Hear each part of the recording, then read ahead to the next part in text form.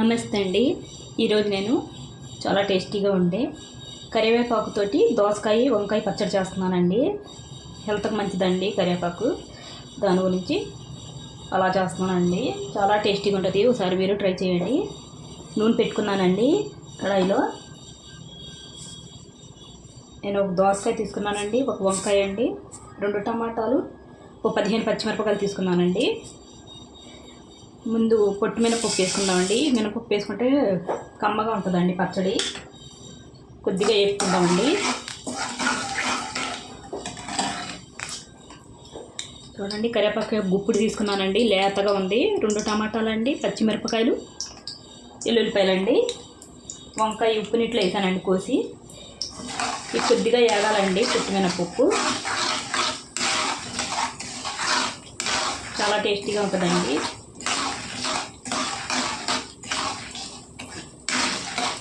కొద్దిగా వేగాలండి. మినపప్పు కొద్దిగా వేగాయో చూడండి. పచ్చిమిరపకాయలు వేసుకుందామండి. నేను మజ్జిగ కోసుకున్నానండి 2 ముక్కల కింద. మిరపకాయలు వేగాలండి. కలుపుకుంటా వేగితే అన్నీ సమానంగా వేగుతాయండి. పచ్చిమిరపకాయలు వేగాయండి. కరివేపాకు వేసుకుందాం మనం. చూడండి, ఇప్పుడండి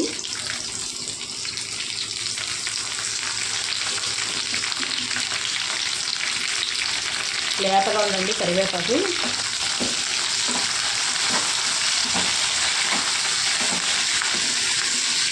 నేను తాలింపు ఎట్నండి, దాని గురించి కొద్దిగా ఆయిల్ ఎక్కువ వేసుకున్నాను. నేను తాలింపు పెట్టుకోకపోతేనే బాగుంటుందండి రోటి పచ్చడి ఏదైనా సరే. కొద్దిగా నూనె ఎక్కువ వేసుకుని వేసుకుంటే సరిపోద్దండి. ఇలా ఒకసారి చేసుకుని చూడండి, చాలా టేస్టీగా ఉంటుంది. ఆయిల్ ఎక్కువ వేసుకొని తాలింపు వేసే బదులు ఇలా వేసుకొని చేసేసుకుంటామండి. చాలా టేస్టీగా ఉంటుంది. కరివేపాకు కొద్దిగా వేగింది కదండి. ఇప్పుడు వంకాయలు వేసుకుందామండి. ఇందులో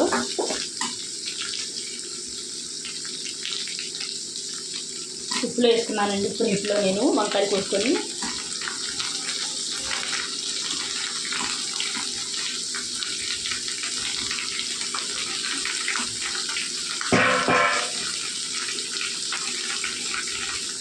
వేసుకుందామండి. బాగాని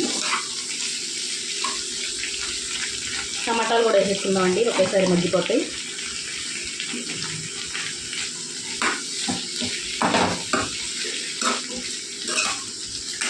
మూత పెట్టి మగ్గించుకుందామండి. చూడండి, సగం మగ్గిపోయాయండి. కొద్దిగా చింతపండు వేసుకుందామండి.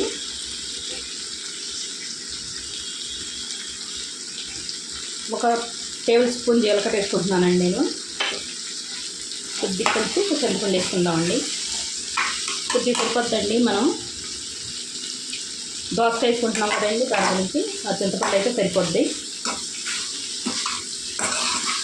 బాగా కలుపుకొని కొద్దిగా మగ్గనిద్దామండి. కొద్దిగా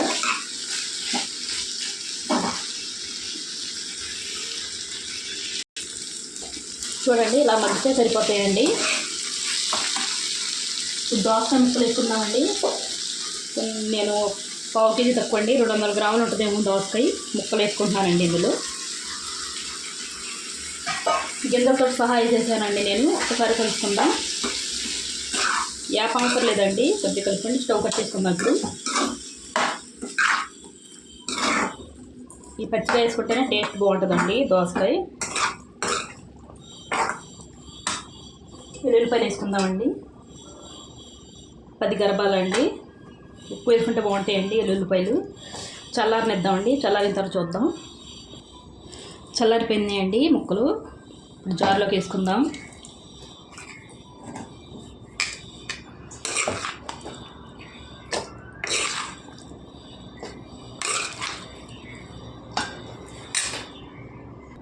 చూడండి, ముక్కలని మీ జార్లోకి వేసుకుందానండి. రుచికి తగినంత సాల్ట్ వేసుకుందామండి. ఈ మిక్సీ పట్టుకొని వస్తానండి.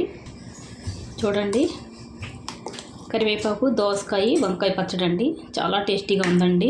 ఒకసారి మీరు ట్రై చేయండి. నచ్చితే లైక్, షేర్, సబ్స్క్రైబ్ చేసుకోండి.